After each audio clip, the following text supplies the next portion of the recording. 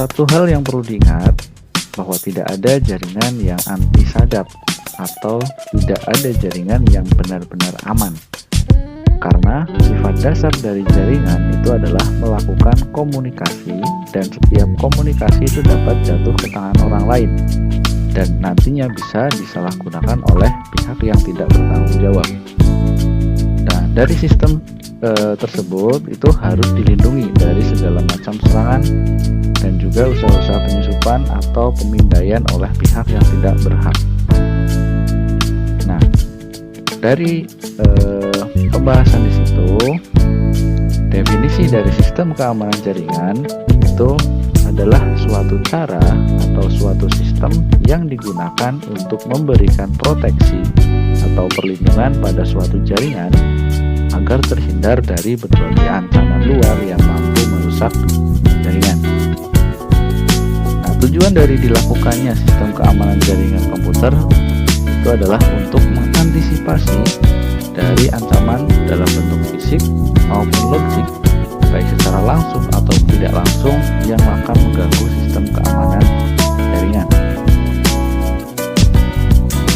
Itu definisi dari sistem keamanan jaringan. Nah, prinsip keamanan jaringan itu ada beberapa macam. Yang pertama yaitu tentang kerahasiaan, di mana kerahasiaan itu pasti menjaga informasi dari orang yang tidak berhak untuk mengakses jaringan kita. Kemudian ada integritas atau integrity, yaitu merupakan informasinya yang tidak boleh diubah tanpa seizin pemilik informasi. Kemudian prinsip jaringan yang ketiga yaitu ketersediaan atau availability, yaitu berhubungan dengan ketersediaan informasi ketika dibutuhkan. Kemudian ada authentication, yaitu metode untuk menyatakan bahwa informasi itu betul-betul asli atau orang yang mengakses atau memberikan informasi itu adalah betul orang yang dimaksud. Prinsip yang selanjutnya itu ada access control, itu merupakan cara pengaturan akses pada data ataupun informasi. Dan yang terakhir ada non-repudiation, yaitu merupakan aspek untuk menjaga agar seseorang tidak dapat menyangkal telah melakukan sebuah transaksi. Nah, penggunaan signatur, sertifikat, dan juga teknologi kriptografi secara umum dapat menjaga aspek ini. Itu merupakan prinsip keamanan jaringan. Yang selanjutnya ada dasar-dasar keamanan jaringan. Yang pertama itu ada availability atau ketersediaan, reliability, dan juga confidentiality atau kerahasiaan. Di mana ketersediaan di situ hanya user tertentu yang mempunyai hak akses atau authorized diberi hak akses tepat waktu dan tidak terkendala apapun. Kemudian ada kehandalan, yaitu objek tetap orisinil atau tidak diragukan keasliannya dan tidak dimodifikasi dalam perjalanannya dari sumber menuju penerimanya. Dan yang ketiga ada kerahasiaan, yaitu objek tidak diumbar atau dibocorkan kepada subjek yang tidak seharusnya berhak terhadap objek tersebut, yang itu lazim disebut tidak authorized. Itu dasar-dasar keamanan jaringan.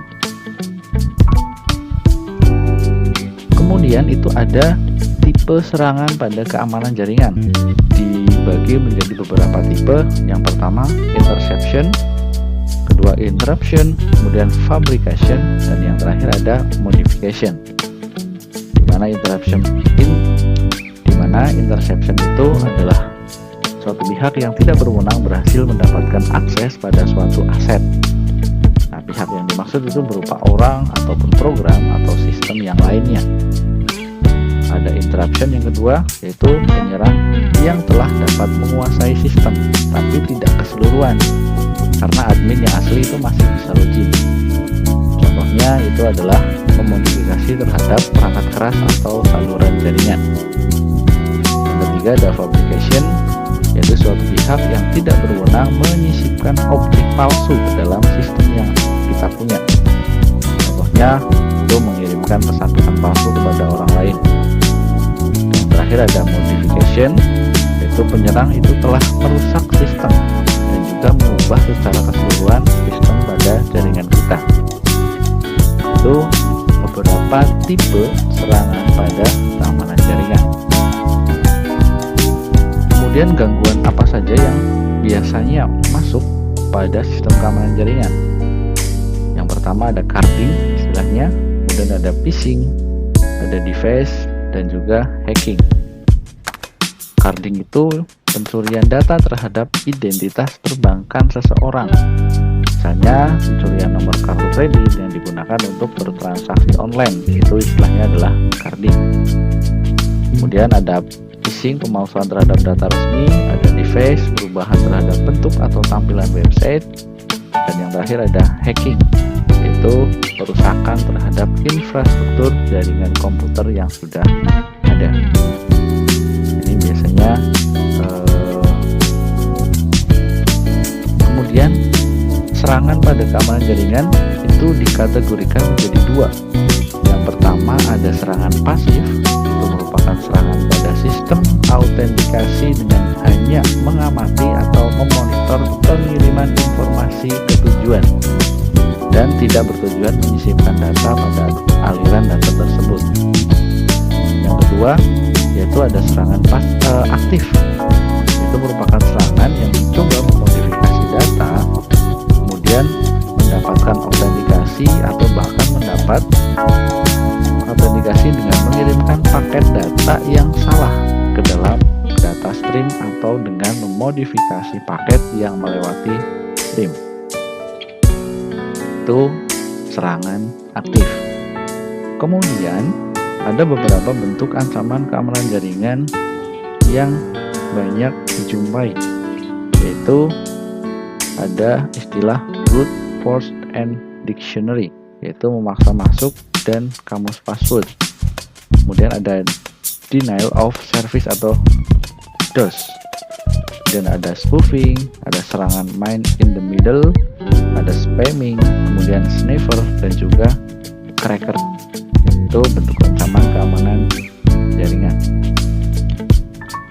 Dari beberapa ancaman jaringan di situ ada istilahnya DOS, yaitu denial of service, yaitu merupakan jenis serangan terhadap sebuah komputer atau server dengan cara menghabiskan sumber atau resource yang dimiliki oleh komputer tersebut sampai komputer tersebut tidak dapat menjalankan fungsinya dengan benar, atau bahkan membuat jaringan tidak dapat diakses sehingga secara tidak langsung mencegah pengguna lain untuk memperoleh akses layanan dari komputer yang diserang tersebut. Nah, di sini jenis-jenis DOS itu ada DDoS, Distribute Denial of Service, ada DRDoS, ada Shinfold Attack, ada Smurf Attack, Ping of Death, dan juga Stream Attack. Nah, di sini untuk jelasnya nanti akan kita bahas di pertemuan selanjutnya, apa itu DDoS, kemudian DRDoS, dan